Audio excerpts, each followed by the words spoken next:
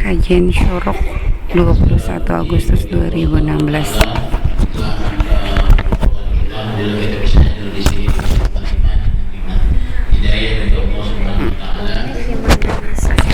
Kita bisa laksanakan lanjutan taklim kita setiap Sabtu pagi, Sabtu subuh hingga suruk sambil kita menunggu suruk. Dan seperti kita ketahui dalam hadis, siapa yang berjamaah di masjid salat subuh dan kemudian berzikir sampai suruk dan melaksanakan salat 2 rakaat, maka Allah berikan pahala umroh dan haji sempurna. Mudah-mudahan kita niatkan iktikaf kita, ta'lim kita, zikir kita hari ini untuk juga mendapatkan pahala yang banyak dan kebaikan dari Allah. Tentu juga kita mendapatkan ilmu pengetahuan yang banyak dari kajian yang kita akan lakukan. Alhamdulillah, pada kesempatan kali ini yang Ustadz kita sudah hadir, yang akan memberikan materi Ustadz Ahmad Sahal Hasan LC. Materi yang akan kita bicarakan adalah taklim lanjutan dari kajian 2 pekan yang lalu tentang hadis. Dan untuk mempersingkat waktu, mari kita buka pertemuan ini dengan sama-sama membaca basmalah. Bismillahirrahmanirrahim. Dan kepada Ustadz kami silakan.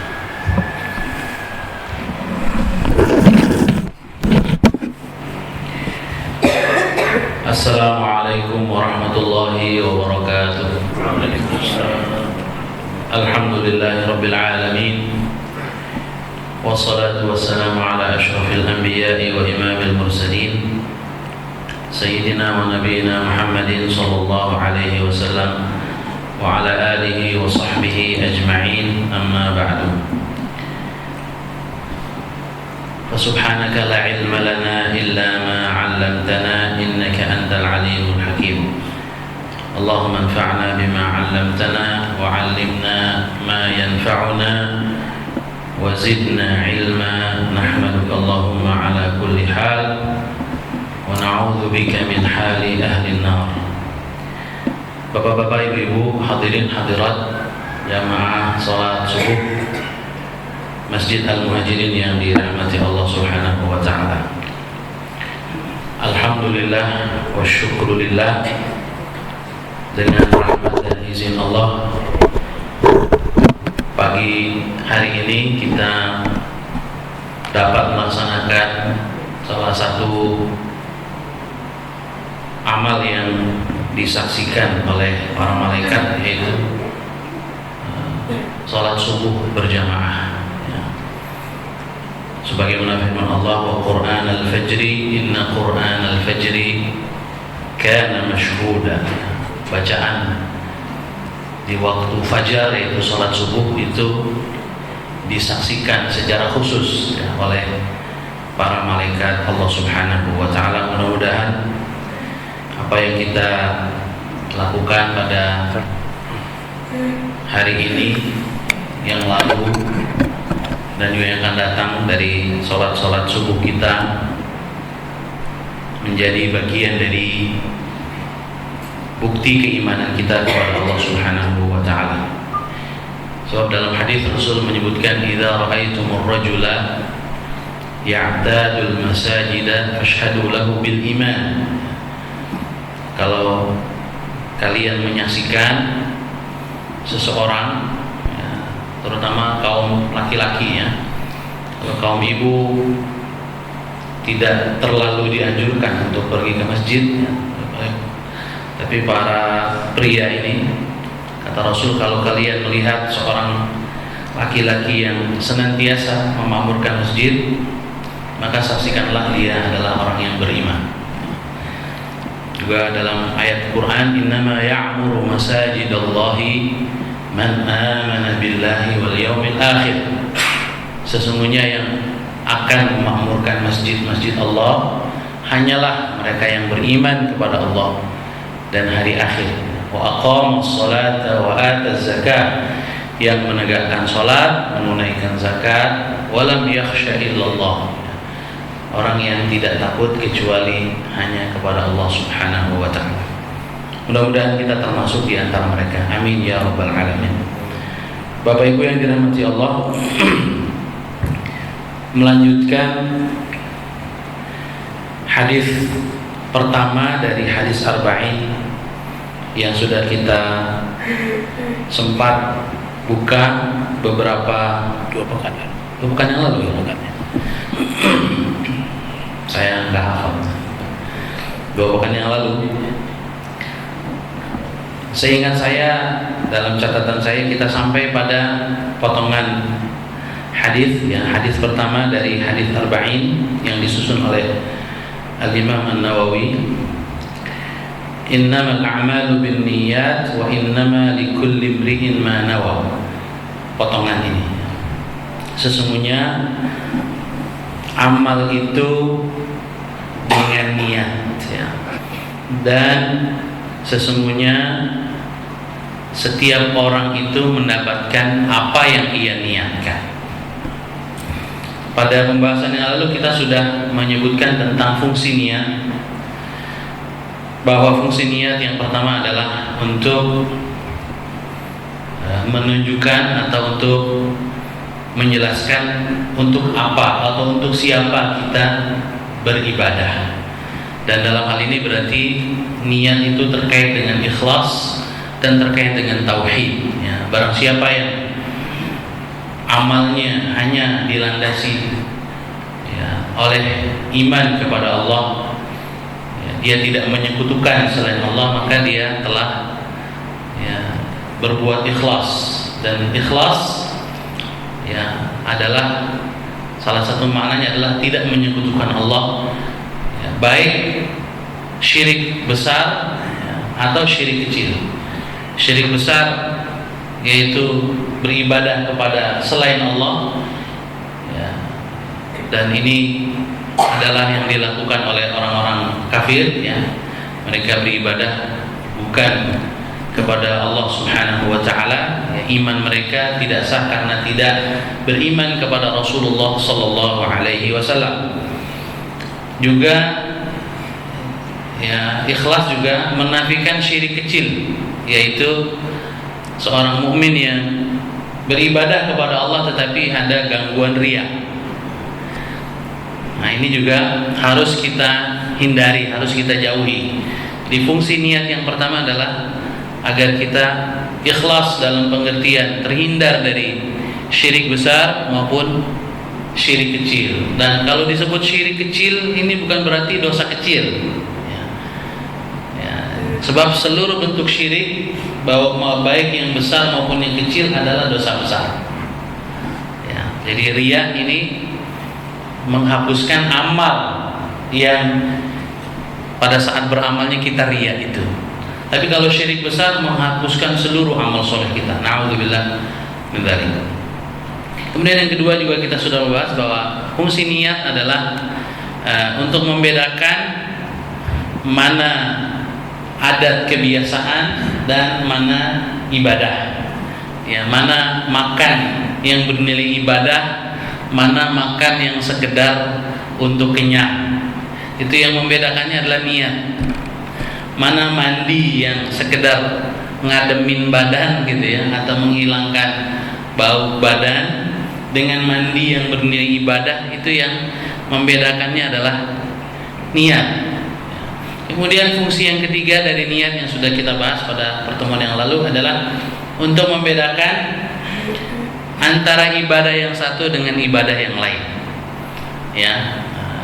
Kita bisa membedakan ini sholat tahiyatul masjid, atau ini sholat qobliyah subuh, atau ini sholat apa gitu, sama-sama 2 rakaat, tata caranya juga sama, tapi yang membedakannya adalah niat. Ini puasa qadha Ramadan atau puasa Senin Kamis atau puasa Daud atau puasa apa, yang membedakannya adalah niat, ya. Kemudian jamaah sekalian yang dirahmati oleh Allah, kita lanjutkan hari ini dengan potongan dari hadis ini, ya, di mana Rasulullah sallallahu alaihi wasallam setelah menyebutkan bahwa amal itu tergantung dengan niat, dan bahwa setiap orang mendapatkan balasan tergantung niatnya. Kemudian Rasulullah SAW menyebutkan contoh. Ya, beliau menjelaskan, "Faman kanat hijratuhu ila Allah wa rasulih, fa hijratuhu ila Allah wa rasulih." Barang siapa hijrahnya untuk Allah dan Rasulnya, artinya dalam rangka mentaati Allah dan Rasulnya, maka hijrahnya untuk Allah dan Rasulnya. Artinya Allah menilainya sebagai ibadah dan ketaatan kepada Allah dan Rasul. Jadi Rasul dalam potongan hadis ini memberikan contoh, dan contohnya adalah kasus hijrah. Ya, di mana di masa beliau seorang muslim yang beriman kepada Allah dan Rasulullah SAW diwajibkan untuk berhijrah dari Mekah ke Madinah sebagai bukti loyalitas iman, sebagai bukti loyalitas terhadap Islam, terhadap kaum mukminin. Sebab di Mekah mereka tertindas, tidak bisa menjalankan hatta ibadah-ibadah yang bersifat syiar-syiar Islam, tidak bisa sholat dengan aman, ya, dan lain-lain. Oleh karena itu wajib bagi seorang muslim yang apabila dia tidak bisa melaksanakan kewajiban utamanya, ya, sholat 5 waktu, tidak bisa sholat berjamaah, ya, karena dilarang itu oleh orang-orang kafir, maka dia wajib berhijrah ke tempat yang aman. Di masa Rasul, ya, wajib berhijrah ke Madinah, menyusul Rasulullah SAW dan kaum muslim. Nah, ada di antara sahabat Rasul yang hijrahnya ini, ya, karena ada perempuan yang dia cintai, hijrah. Ya, jadi seorang wanita yang disebut dengan Ummu Qais panggilannya, ya, hijrah dari Mekah ke Madinah. Nah, ada seorang muslim yang suka dengan perempuan itu. Nah, karena perempuan ini sudah hijrah, maka dia hijrah juga. Gitu. Maka kata Rasul, "Wa man kanat hijratuhu lidunya yusibuha aw imra'atin yankihuha fa hijratuhu ila ma hajara ilaihi."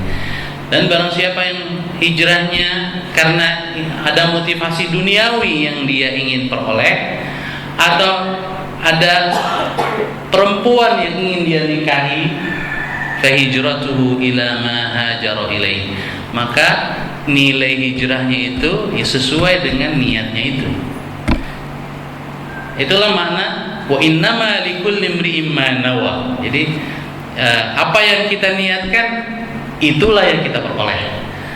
Maka sahabat-sahabat Rasulullah SAW yang hijrahnya ilallahi wa rasulih, ya, semata-mata mentaati Allah dan Rasul, maka nilainya juga fa hijratuhu ilallahi wa rasulih. Wa man kanat hijratuhu lidunya yusibuha aw imra'atin yankihuha fa hijratuhu ila ma hajara ilaih. Yang hijrahnya motifnya duniawi dan motifnya ingin menikahi seorang perempuan, atau seorang perempuan ingin menikahi seorang laki-laki, maka ya yang dia dapatkan ya niatnya itu, tetapi dia tidak memperoleh balasan di sisi Allah Subhanahu wa ta'ala.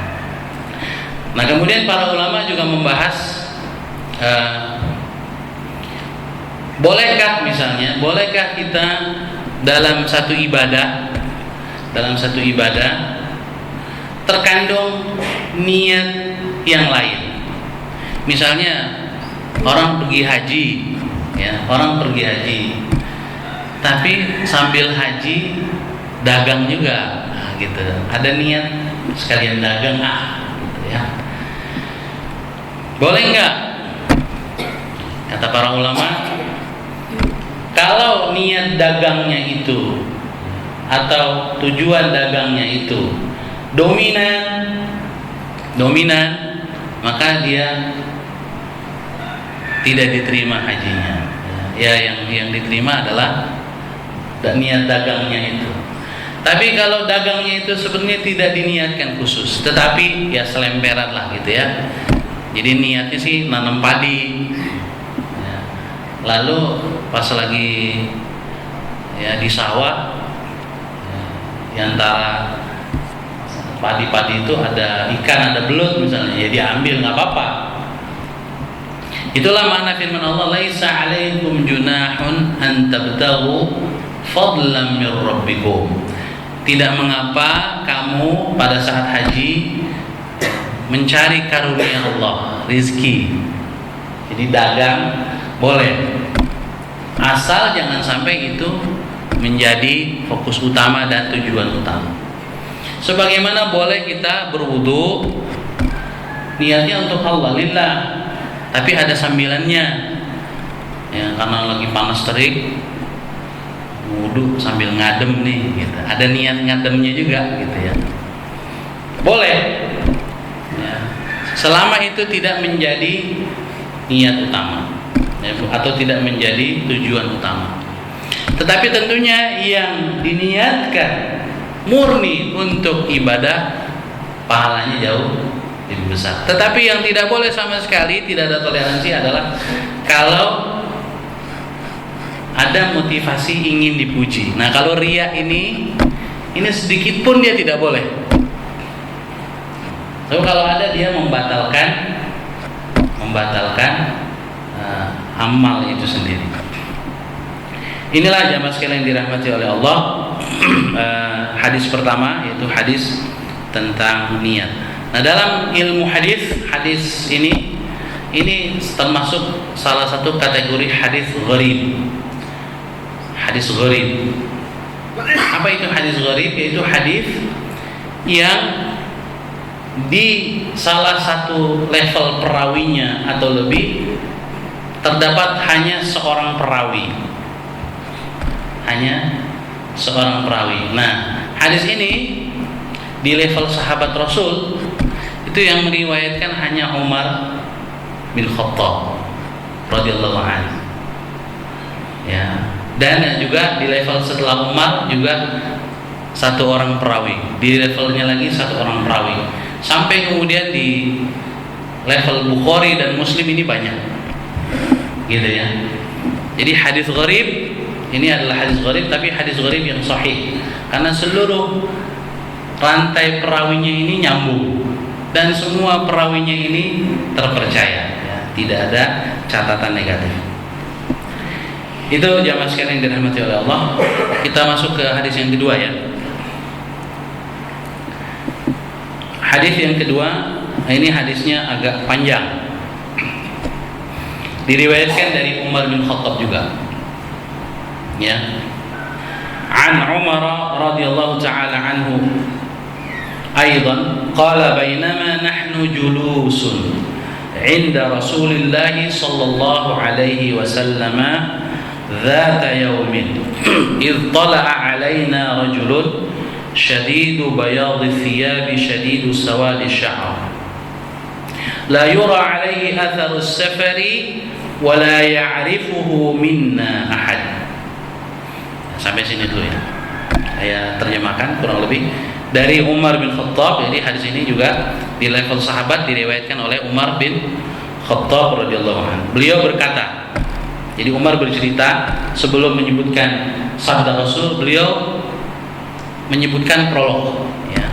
Kata beliau, bainama nahnu julusun, ketika kami sedang duduk, inda Rasulillah, bersama Rasul, di sisi Rasulullah SAW, idh dzata yaumin, ya, satu hari, idh tala alaina rajulun, tiba-tiba datang kepada kami seorang laki-laki, syadidu bayadhi thiyab, pakaiannya sangat putih, ya. Syadidu sawadi sya'ar, rambutnya sangat hitam mengkilau, ya, walaupun nggak pakai sampo, ya,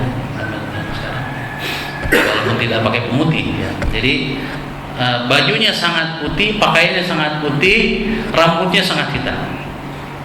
La yura alaihi atharus safari, intinya adalah tidak ada kelihatan pada dirinya bekas perjalanan jauh.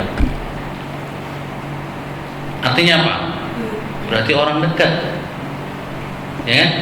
Karena orang sekitar sini, karena tidak ada bekas perjalanan jauh. Ya sebab kalau perjalanan jauh apa? Pasti baju putih jadi kumel kan gitu, ya kan? Rambutnya hitam jadi berdebu. Apalagi perjalanan zaman dulu di tengah padang pasir lagi, panas juga. Jadi la yura alaihi atharus safari. Orang ini tidak kelihatan bekas perjalanan jauh. Berarti bukan orang jauh gitu. Tetapi mau dibilang bukan orang jauh, wala ya'rifuhu minna ahad. Di antara kami enggak ada yang kenal. Gitu. Jadi ini orang unik ya. Enggak ada yang kenal, tapi juga rasa-rasanya bukan musafir gitu penampilannya. Hatta jalasa ila Nabi sallallahu alaihi wasallam. Lalu orang ini kata Umar langsung duduk mengambil posisi dekat Rasul sallallahu alaihi wasallam. Fawada'a kaffaihi fa'asnada rukbatayhi ila rukbatayhi wa wada'a kaffaihi ala fakhidayhi. Lalu dia menempelkan kedua lututnya di lutut Rasulullah sallallahu alaihi wasallam. Wa wada'a kaffaihi ala fakhidayhi, dan menempelkan kedua telapak tangannya di kedua pahanya. Maksudnya paha orang itu sendiri. Ya, dijelaskan oleh para ulama bukan paha Rasul. Jadi kalau lututnya ditempelkan di lutut Rasul dan kedua telapak tangannya ya dia pegang atau dia letakkan di pahanya sendiri.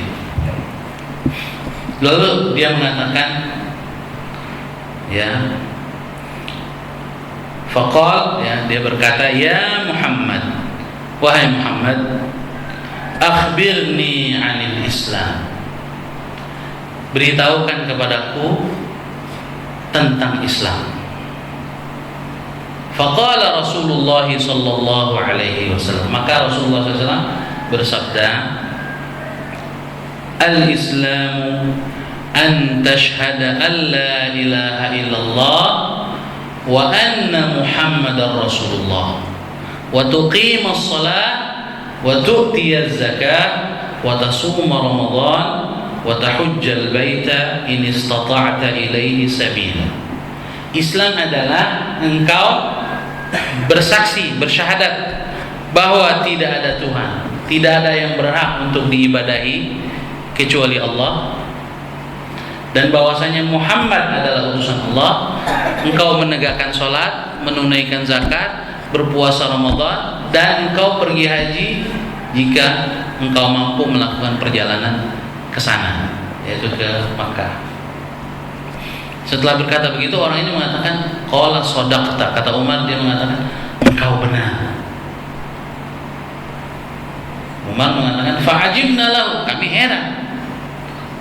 Yas'aluhu, dia yang bertanya, wa yusaddiqu, dia juga yang bilang benar. Gitu ya. Dan dia bertanya, apa itu Islam? Setelah dikasih tahu, wah benar engkau. Lalu orang ini berkata lagi, fa akhbirni 'anil iman, ya, beritahukan kepadaku apa itu iman.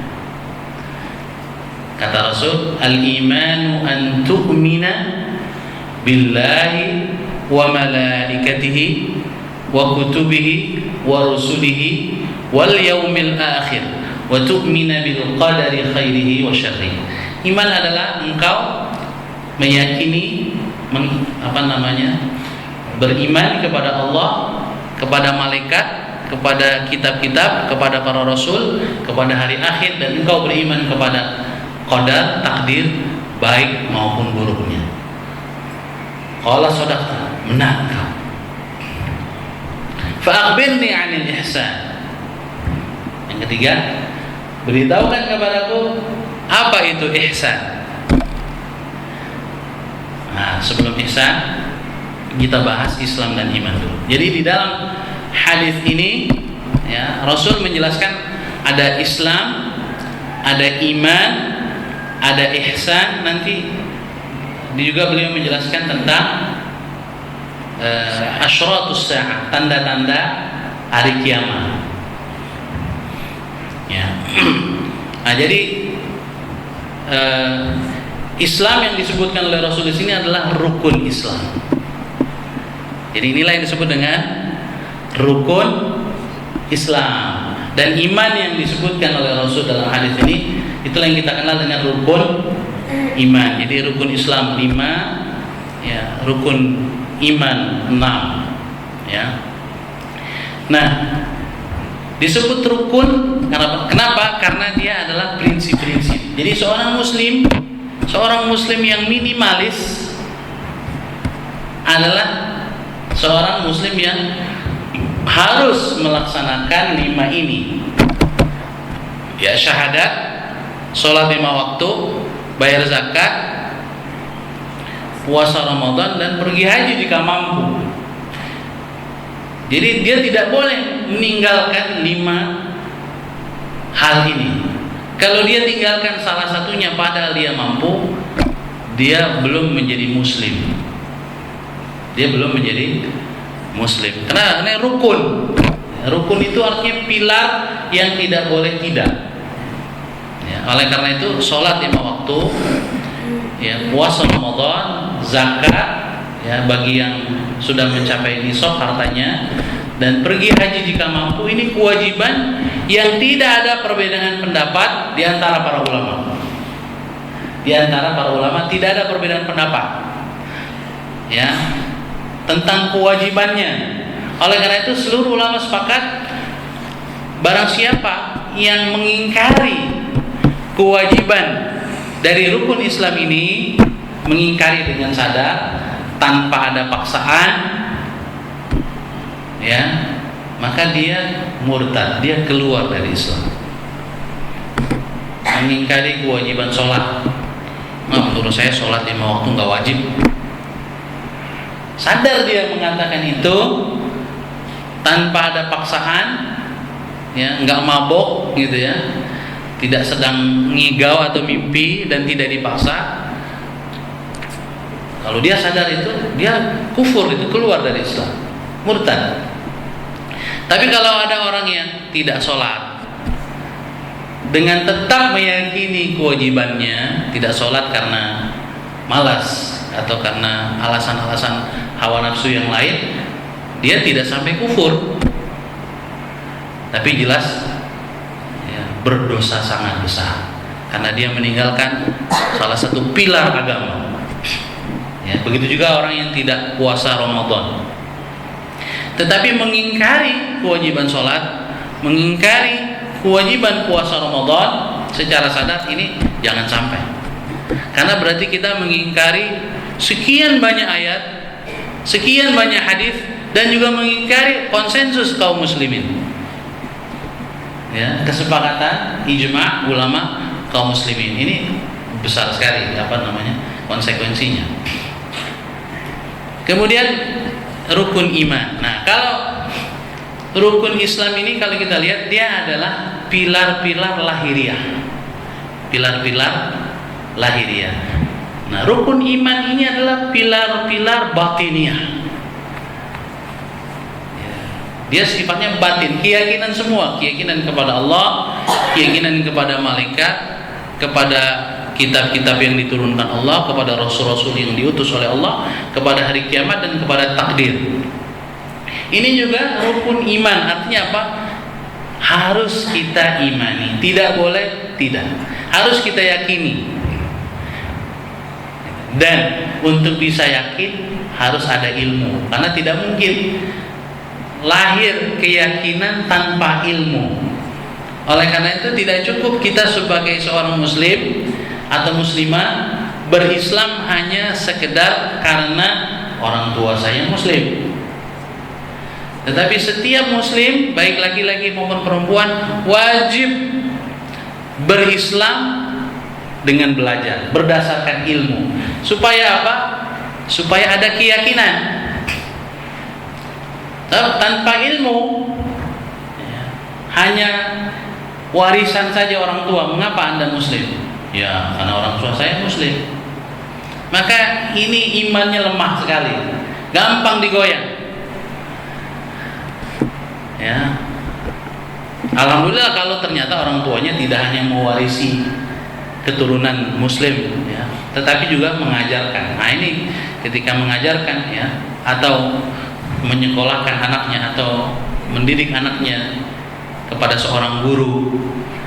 Nah, ini iman yang dilandasi oleh ilmu, maka menjadi keyakinan.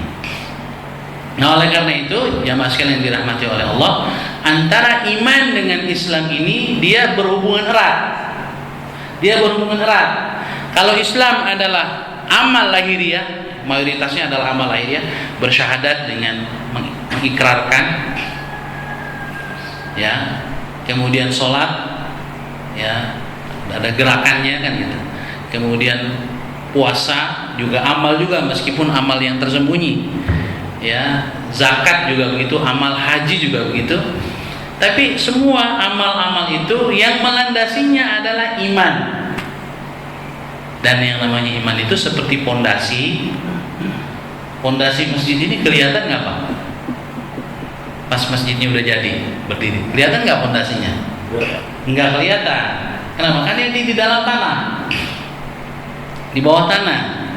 Tetapi kalau kita melihat sebuah bangunan yang begitu tinggi, megah, kokoh, bisa nggak kita katakan, oh ini pondasinya bagus?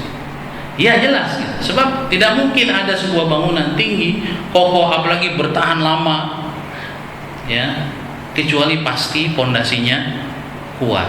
Begitulah seorang yang kontinu sholat 5 waktunya, berjamaah di masjid, apalagi sholat subuh berjamaah di masjid rutin, kemudian mengeluarkan zakatnya tidak ya.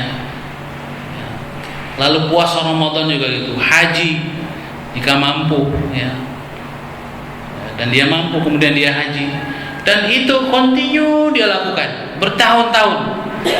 Itu menunjukkan imannya bagus gitu. Sebab kalau tidak susah untuk konsisten, untuk kokoh.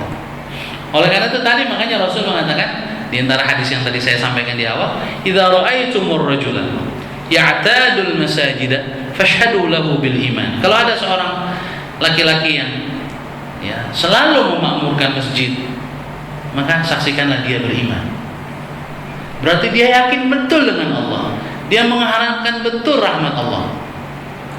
Ngapain orang dingin-dingin bangun ya kan, lalu ke masjid sholat subuh berjamaah, bahkan sebelum azan berkumandang dia sudah sampai di masjid misalnya, dan itu dia lakukan terus menerus, nggak ada motivasi lain kecuali memang dia beriman kepada Allah. Apa yang menggerakkan orang untuk datang ke masjid kalau bukan karena iman kepada Allah, mengharapkan rahmat dari Allah, mengharapkan ampunan dari Allah, meneladani Rasulullah gitu ya.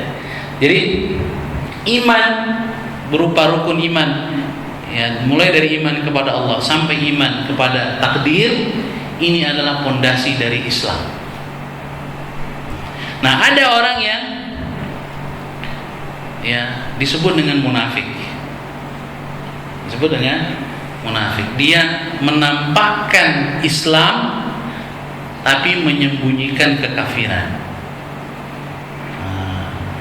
Menampakkan Islam tapi menyembunyikan kekafiran. Ini munafik akidah. Nah, ini sebetulnya dia kafir. Ya, sepertinya dia kafir. Jadi seperti orang-orang munafik di zaman Rasul itu, sholatnya bisa jadi di saf pertama, tetapi dia sebenarnya membenci Rasulullah Sallallahu Alaihi Wasallam. Mengapa masuk Islam?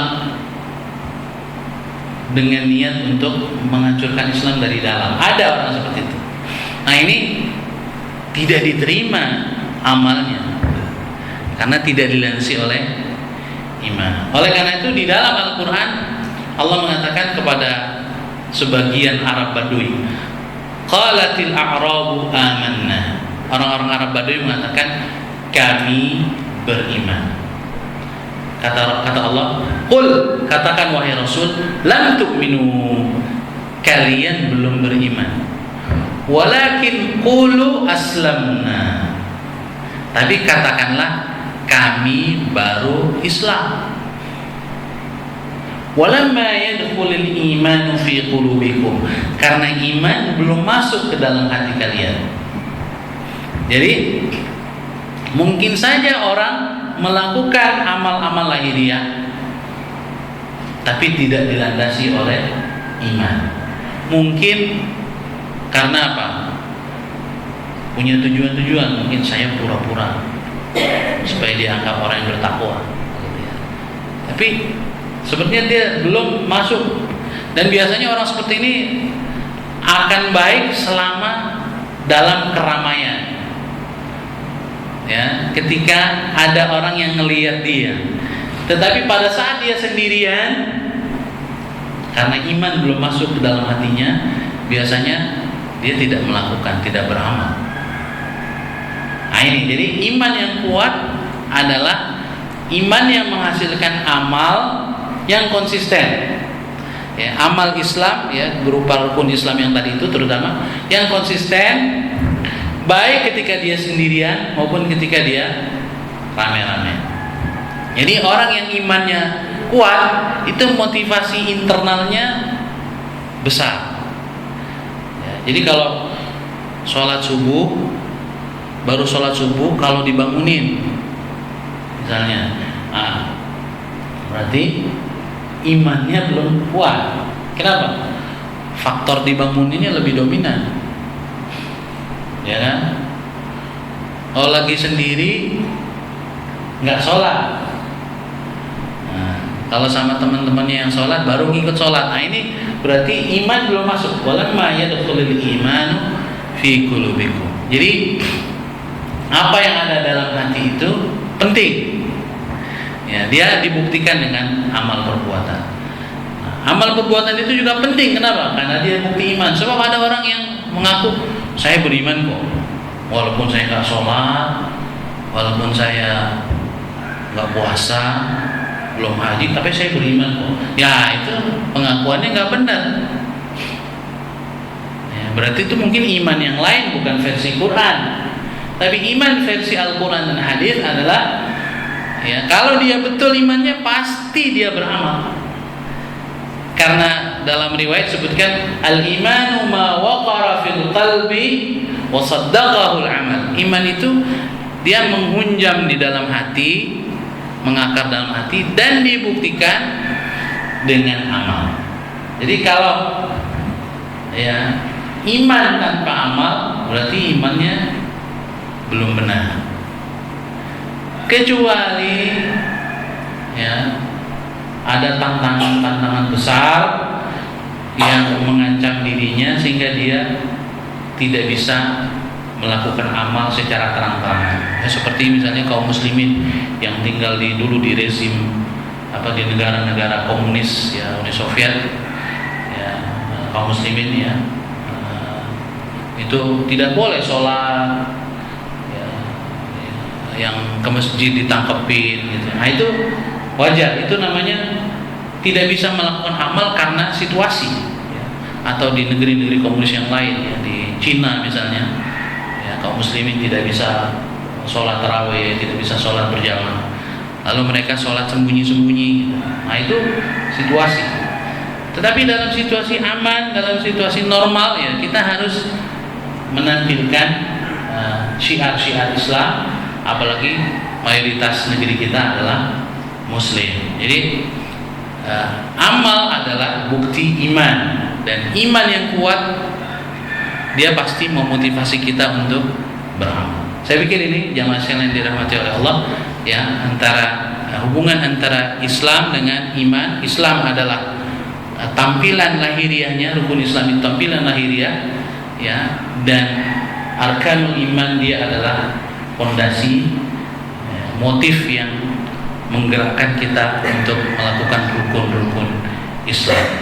Nah, di dalam Al-Quran kalau disebut dua-duanya, Islam dan iman, begitu juga dalam hadis seperti hadis ini, maka yang dimaksud Islam adalah amal lahiriah, yang disebut iman adalah fondasi batiniah, amal batiniah.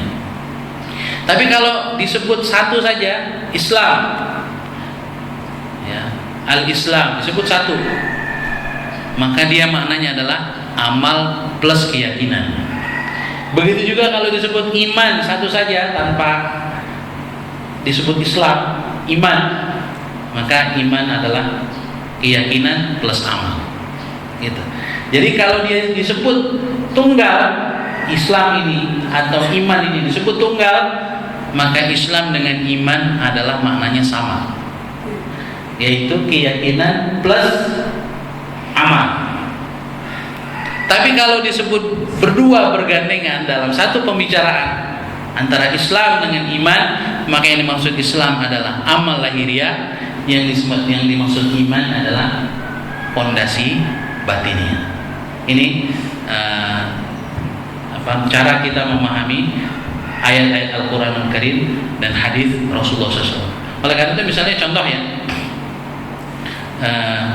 di surat Al-Anfal, siapa orang beriman itu? Innamal mu'minuna alladzina idza dzukirallahu wajilat qulubuhum wa idza tuliyat 'alaihim ayatuhu zadatuhum imana wa 'ala rabbihim yatawakkalun. Sungguhnya orang beriman adalah mereka yang apabila disebut nama Allah bergetar hatinya, dibacakan ayat Quran bertambah imannya, dan hanya kepada Tuhan mereka bertawakal. Ini semua amal hati, fondasi, nggak kelihatan adanya dalam hati. Tapi dilanjutkan oleh ayat itu, alladzina yuqimunas sholata wa mimma razaqnahum yunfiqun, dan juga mereka yang menegakkan sholat dan menginfakkan, menafkahkan sebagian apa yang kami rizkikan kepada mereka. Amal ini. Jadi kalau disebut mukminun di sini karena tidak ada kata Islam, iman saja, maka dia mencakup dua-duanya. Ya. Keyakinan di dalam hati yang tadi bentuknya adalah bergetar jika disebut nama Allah, jika dibacakan ayat Allah imannya bertambah, tawakal, itu semua amal hati, keyakinan. Tapi juga disebutkan sholat dan infak atau zakat. Jadi kalau disebut iman sendirian, maka maknanya adalah iman dan Islam atau keyakinan dan amal, gitu ya. Begitu juga ketika disebut Islam sendirian, maka maknanya adalah keyakinan dan amal. Nah, baru kalau dia disebut berdua, Islam dan iman, seperti dalam hadis ini, atau seperti ayat qalatil a'rabu amanna qul lam tu'minu walakin qulu aslamna di surat Al-Hujurat tadi, maka yang dimaksud adalah Islam adalah amal, yang dimaksud iman adalah keyakinan. Wallahu a'lam bishawab. Ini yang bisa kita kaji pada pagi hari ini. Insyaallah pertemuan yang akan datang kita lanjutkan tentang ihsan, ya. Tentang tanda hari kiamat dan seterusnya. Dan sebelum ditutup, bahwa orang yang datang kepada Rasul dan para sahabat ini adalah Jibril alaihissalam. Karena di akhir hadis Rasul bertanya, "Ya Umar, atadri man as-sa'il?" Tahukah kalian, wahai Umar, tahukah kamu siapa yang bertanya itu? Ya, Rasul mengatakan, "Fa innahu Jibril." Dia adalah Jibril. Atakum yu'allimukum dinakum, datang kepada kamu mengajarkan agamamu. Jadi dari hadis ini para ulama mengatakan di antara kemampuan malaikat adalah berubah wujud menjadi manusia sempurna. Ya. Wallahu a'lam bishawab. Alhamdulillah, jazakallahu khairan. Kita telah mendapatkan hadis yang kedua. Hadis pertama di hadis apa yang kita selesaikan, dan sekarang di hadis kedua di penggalan yang awal. Kita lanjutkan dalam pertemuan yang akan datang untuk hadis yang penggalan berikutnya. Waktu kita menjelang suruh sekitar 10 menit lagi. Kita masih ada waktu untuk tanya jawab. Mungkin ada 1-2 orang penanya, silakan. 558 waktu suruhnya. 557. Ya. Ada yang bertanya? Pak Rizal, silakan. Assalamualaikum warahmatullahi wabarakatuh. Silakan, Pak. Tadi mengenai Islam yang jelas. syirik kecil ini menyangkut masalah riya. Umpamanya barangkali baik salah ataupun yang lain. Pada saat kita beramal mudah-mudahan ikhlas, tapi pada saat beramal itu barangkali itu riya sedikit. Bagaimana mengantisipasi? Umpama contoh saya bersedekah dan promosi, saya bersedekah ikhlas, tapi pada masa itu dalam hati terbetik sedikit kan? Ya. Bagaimana itu mengantisipasi? Ada lagi yang lain? Ya ada. Ya silakan. Ya, memang riya ini kata Rasul adalah perkara yang sangat laten, bahaya laten. Ya. Jadi hatta kepada para sahabat Rasul ya, apalagi kepada kita, sahabat Rasul yang kita tahu kualitasnya, Rasul berkata, "Inna akhwafa ma akhafu 'alaikum asyirkul asghar." Yang paling saya khawatiri menimpa kalian adalah syirik kecil. Oh, masyirkul asghar ya Rasulullah. Apakah syirik kecil itu ya Rasulullah? Ar-riya, yaitu riya. Jadi memang dia bahaya laten. Ya. Nah, ada dua bentuk biasanya yang mengganggu amal kita. Ada yang disebut riya dan ada yang disebut ujub. Jadi misalnya tadi kita mau berinfak, pada saat berangkat dari rumah sih rasanya ikhlas gitu ya. Tapi kok pada saat mau masukin ke kotak amalnya itu muncul gitu dia. Nah ini yang disebut bahaya laten memang gitu. Dia bisa muncul kapan saja, sebelum beramal, saat beramal dan sesudah beramal bisa. Ini pas saat mau masukin, kalau munculnya, saya hebat ya. Jadi bukan mengharapkan pujian, tapi memuji diri sendiri. Wah hebat juga saya ya, bisa infak begini. Nah itu namanya ujub. Merasa diri besar. Penyakit juga itu. Nah kalau kemudian mengharapkan dipuji, nggak ada yang muji nih saya masukin. Ya, kan merah ini warnanya. Pakai peci 100.000 gitu ya, nggak ada yang muji. Misalnya ini, nah, itu riya. Jadi kalau mengharapkan pujian itu riya. Kalau tidak mengharapkan pujian orang lain, tetapi merasa diri hebat, itu ujub. Bagaimana caranya? Lawan. Jadi jangan pasrah.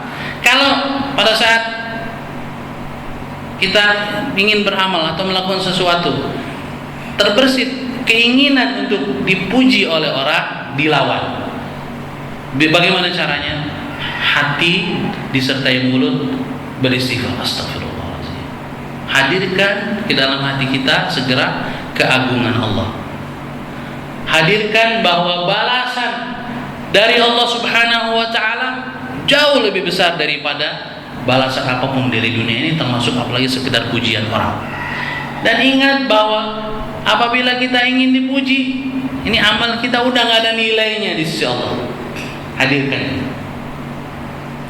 Nah, ketika kita menghadirkan itu berhasil, tapi muncul lagi, kita lawan lagi, begitu. Jadi jangan pernah berhenti bertarung. Kalau dia nongol, bahaya laten itu. Kalau kita menyerah kalah, kibarkan bendera putih gitu ya, di dalam hati kita kibarkan bendera kalah ya, melawan perasaan riya itu. Nah sudah selesai sudah ya. Jadi saat beramal itu lawan.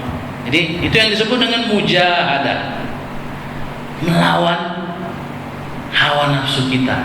Riya itu salah satu hawa nafsu ya, ingin dipuji ya. Nah, itu harus dilawan. Kata para ulama, ketika kita terus melakukan perlawanan, meskipun nggak ada yang menang, Allah terima amal kita insya Allah.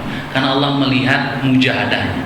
Apalagi kalau kemudian iman menang, selamat. Tetapi itu saat beramal. Setelah beramal bisa jadi muncul lagi nanti, mengungkit-ungkit.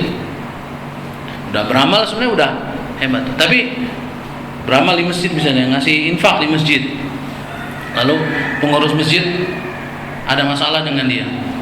Bagaimana kan saya sudah nyumbang banyak di masjid ini. Itu penyakit juga itu. Itu yang disebut dengan al-mannu, mengungkit-ungkit kebaikan. Allah mengatakan, ya ayyuhalladzina amanu la tubtilu shadaqatikum bil manni wal adha. Wahai orang-orang beriman, jangan kamu batalkan pahala sedekah kamu dengan mengungkit-ungkit. Wal adha, dan menyakiti orang yang kamu bantu. Enggak boleh. Jadi makanya beratnya di situ. Ya, sebelum beramal harus ikhlas, saat beramal ikhlas, dan setelah beramal juga ikhlas. Oleh karena itu, lupakanlah amal kebaikan kita. Ingat-ingatlah keburukan dan kekurangan kita. Udahlah, kebaikan kita lupakan. Ya, yang kita harus ingat adalah kekurangan kita, supaya kita ke depan terus selalu memperbaiki diri. Amal yang baik, ya kita bersyukur, tapi sudah kita lupakan. Jangan ungkit-ungkit lagi. Wallahu a'lam bishawab. Ada 3 menit lagi untuk satu pertanyaan. Silakan. Pak. Kalau beramal ingin dicontoh orang gimana? Ya. Seperti beramal kan? Ya. Ingin dicontoh orang. Jadi kita beramal supaya orang mencontoh kita, supaya orang meneladani kita. Boleh, selama tetap karena Allah. Jadi kita menjadi teladan bukan untuk dipuji, tapi untuk menjadi contoh agar orang termotivasi. Boleh, dan itu baik. Ya, sebab Rasulullah SAW melakukan amal, kadang-kadang mengajak para sahabat memberi contoh. Ya, sholat misalnya, Rasul mengatakan, "Shollu kama ra'aitumuni usolli." Sholatlah kalian seperti kalian melihat saya sholat. Jadi Rasul melakukannya untuk memberikan contoh. Apakah Rasul ria? Tidak. Jadi tidak selalu memberi contoh itu ya pasti ini ria, enggak. Jadi memberi contoh itu bisa ikhlas. Selama apa? Dia memberi contoh tujuannya apa? Supaya orang mengerti. Ada kisah seorang ulama tabi'in, namanya Al-Hasan Al-Basri. Ini tabi'in itu artinya seorang yang hidupnya bertemu sahabat Rasul, tidak bertemu Nabi. Itu disebut tabi'in. Kalau sahabat kan dia ketemu Rasul, disebut sahabat Nabi. Nah, tabi'in dia tidak bertemu Nabi tapi bertemu sahabat Nabi. Nah, ini Al-Hasan Al-Basri, dia adalah anak asuh, ya, sempat digendong-gendong pada saat masih kecil oleh Ummu Salamah, istri Rasulullah SAW. Mengapa? Karena ibunya Al-Hasan Al-Basri adalah pelayan Ummu Salamah, istri Rasul. Tapi Al-Hasan Al-Basri lahir setelah Rasul wafat. Jadi dia bertemu dengan Ummu Salamah, ya, dan sempat digendong oleh Ummu Salamah, istri Rasulullah SAW, dan bertemu dengan sekian banyak sahabat Rasul yang lain. Nah, Al-Hasan Al-Basri, beliau menjadi khotib di salah satu masjid di Basrah. Makanya disebut Al-Basri karena tinggalnya di Basrah di Irak. Beliau diminta khutbah Jumat dengan tema memerdekakan budak. Ya, karena mungkin pengurus masjidnya, wallahu alam gitu, ngelihat ini kok hobi memerdekakan budak. Jadi Islam itu salah satu cara menghilangkan perbudakan adalah dengan menganjurkan memerdekakan budak. Ya, di zaman itu. Ini kayaknya tren memerdekakan budak sedang menurun gitu ya.